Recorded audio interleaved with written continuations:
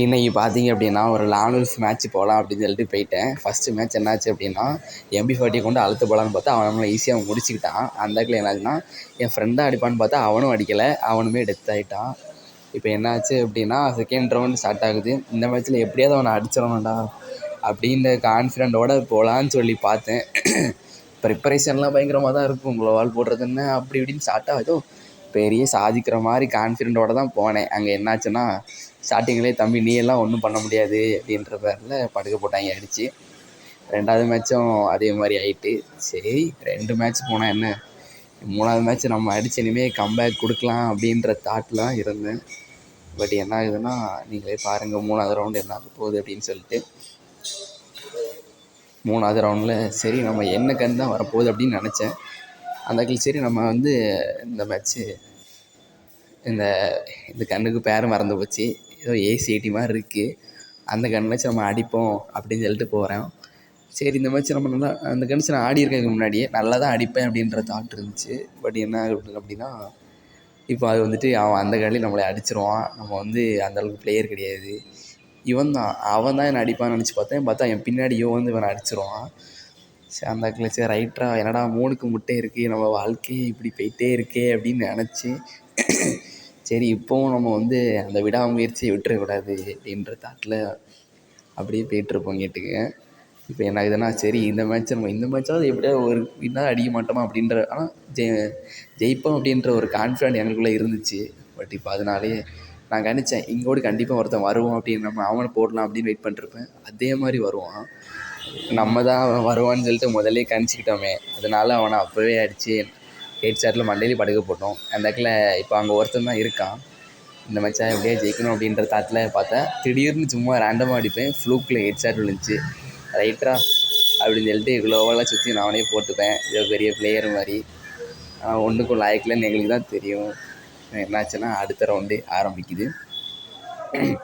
சரி 3க்கு முட்டைன்னு போய்ட்டுருந்தது இப்போ ஒரு இது மாறி லைட்டாக ஒரு கான்ஃபிடென்ட் வந்திருக்கு ஜெயிக்கலாம் அப்படின்ற இதில். அதே மாதிரி இந்த ரவுண்டு நமக்கு ஒரு நல்ல ஒரு கன்று கிடச்சிருக்கு. இந்த கன்று ஆகு ஸ்கின்னு. இது வந்து CR7 அந்த ஈவெண்ட்டில் விட்டாங்க. இதை யாராச்சும் வச்சுருக்கீங்களா அப்படின்னு சொல்லிட்டு கமெண்ட் பண்ணுங்கள். இப்போ என்ன ஆகுதுன்னா எடுத்தோடனே ஒரு பாமதியும் போட்டேன். அதே மாதிரி உட்காந்துருந்தனால தலைக்கு ஏறிட்டு ஆகு. இந்த கன்னுக்கு ரேண்டமாகவே ஸ்கின்னு பார்த்திங்க அப்படின்னா ரேட் ஆஃப் ஃபயர் தான் அதிகம், டபுள் ரேட் ஆஃப் ஃபயரு. இப்போ அது மட்டும் இல்லாமல் இந்த ஆகில் இப்போ வந்துட்டு 3 சிப் போட்டிருக்கோம்ல, அதனால் இன்னுமே ரொம்ப பவராக தான் இருக்கும்.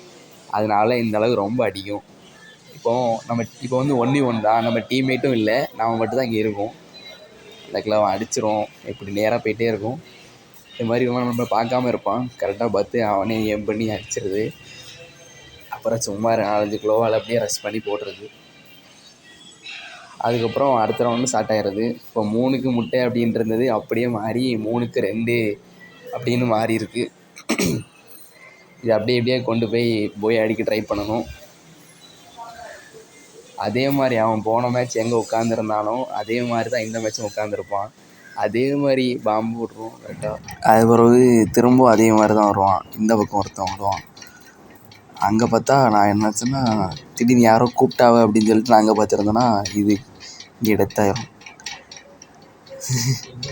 சரி இப்போ 3-2 ஆச்சு, 4-2 ஆச்சு அப்படின்னு சொல்லிட்டு சரி எப்படியாவது கம்பேக் கொடுக்கலான்னு தான் நினைப்பேன். ஆனால் கஷ்டமாக மாதிரி தோண்டிடும். ஏன்னா அவனுக்கு இன்னும் ஒரு ரவுண்டு ஜெயித்தாலே போதும்ல, ஜெயித்துருவாங்க அப்படின்றதில் சரி பார்த்துக்கலாம், எப்படியாச்சும் சும்மா விளையாடியே பார்ப்போம் அப்படின்றதில் நினச்சேன். பக்கில் கன்று அவனு தான் எடுத்தாங்க, அந்த மேட்ச்சு எனிமி தான் எடுத்தானுங்க. இப்போ பக்கில் சரி பார்க்கலாம் அப்படி ட்ரை பண்ணலாம் தான் நினைப்பேன்.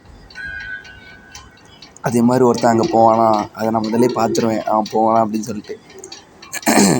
அந்த இடத்துல சரி இங்கே ஒருத்தன் வந்து சுட்டுட்ருப்பான், அதனால் நான் அவன் என்ன போகலான்னு சொல்லிட்டு அங்கே போகும்போது திடீர்னு 41 டேமேஜ் அவனுக்கு விழுந்துடும் முதல்ல.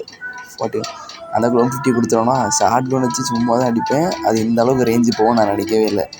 கரெக்டாக எப்படியோ ஒரு 6 டேமேஜ் எப்படியாவது கொடுத்துரும்.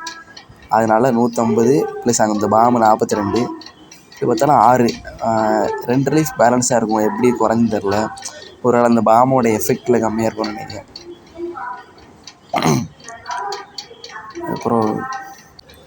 அதுக்கப்புறவு அந்த க்ளோவாலுக்குள்ளே இருப்பான், அவனை அப்படியே ரஷ் பண்ணிவிட்டு ஒரு அடி அவ்வளோதான். 3க்கு 4 ஆயிட்டு. இந்த மேட்ச் வந்து கான்ஃபிடென்ட் வந்துட்டு போய் அடிக்கலாம் அப்படின்னு சொல்லிட்டு. ஆனால் என்ன ஆகும்னா இந்த மேட்ச் தான் பெரிய சம்பவமே இருக்குது.